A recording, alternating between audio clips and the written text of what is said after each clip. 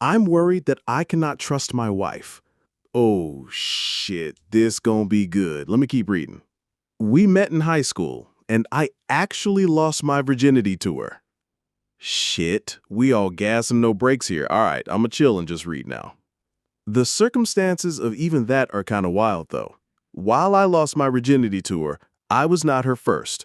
In fact, I'm kind of embarrassed to say that I was not even her first on that very night. Fucking what? I'm trying, y'all. One of the homies from high school had convinced her to meeting at a house party and letting him and four homies run a train on her. I drew third go before we left for the party, so naturally I waited outside the room door for my turn. I went into the room when it was my go, put on a rubber, and did the thing. Sometime during, I decided that she didn't need to be in this situation and that I could be the one to get her out of it. Look, I don't even apologize anymore. This is fucking wild, and you can't pay me not to interject my opinion. Wait, you can pay me, but I know you won't, so you gonna get these interruptions. When number 4 began to feel I was taking too long, he opened the door and asked if I was almost finished. I said I was done, but so was she. I'm taking her out of this and not letting her subject herself to this anymore.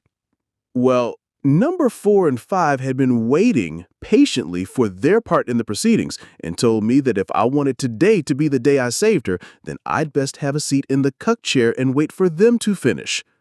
When I refused, they jumped me in the room. I tried to fight them off, butt-ass naked, but they got the better of me.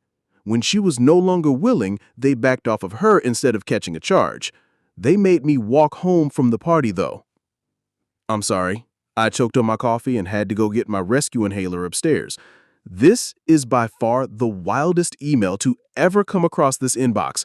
I'm still half astounded he got all the way naked during a train, but I've never participated in one of those either. And how does one go from drawing third in a train to the cuck chair on the same night? I got questions. He ain't even done. She was so grateful for what I did, she had her friend take me home instead of letting me walk. We exchanged numbers and spoke on the phone the next day. Monday, the bullying started over me falling in love during a train and her for getting saved by someone who would fall in love during a train. It was relentless. But I felt it drew us closer together. We had to keep the reasoning for the bullying shielded from our parents, but they agreed to move us to a different school to finish high school due to it. I mean, she has had a Thomas the Tank Engine performed on her.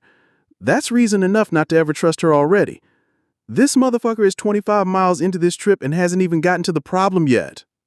After school, we went to the same college and never dated anyone else. Well, at this point, neither one of you kind of can date anyone else until you move to hell.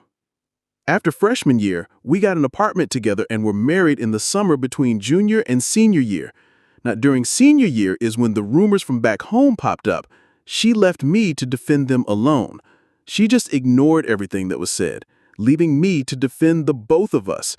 She legitimately doesn't seem to understand the shame and embarrassment that comes with being the dude who fell in love with a girl who had a train run on her during said train.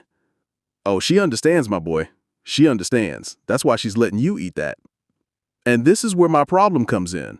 When I took her from that and weathered what we weathered, I expected that we would always protect one another, yet the first time it is her time to help me out, she is nowhere to be found. Now the trust of what will happen if something actually serious comes up when we're done with college and out in the real world. How can I be sure I can trust her to have my back like I've had hers as we embark on this life thing? Wait, something actually serious, he says? I'm trying to imagine a world where this is not the number one thing on his list. What the hell more could there be? So here we are. I read that whole ass email, and now you have too. I'm sure he expects some reassurance or sage advice in response. You, dear readers, are waiting to see what humorous response I can fashion to attempt to help this man, or at least entertain myself. Well, I let my intrusive thoughts win this round, but not enough to see me respond to this nonsense.